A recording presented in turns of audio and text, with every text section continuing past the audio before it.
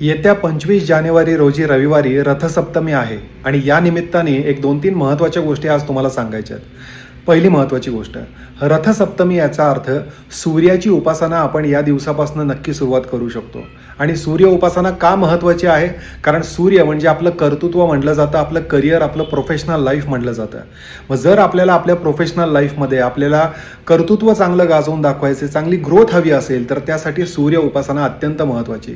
सूर्य म्हणजे आपल्या पाठीचा कणा, आपली इम्युनिटी, आपली रोगप्रतिकारक क्षमता म्हटली जाते.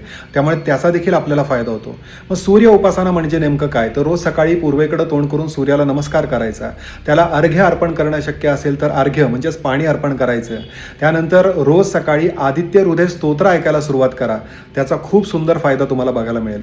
आणि 2026 ज्याची बेरीज येते 1 म्हणजे सूर्याचं वर्ष, त्यामुळे सूर्य उपासना मदत करेल. शिरीष कुलकर्णी, श्री श्रद्धा ॲस्ट्रॉलॉजी.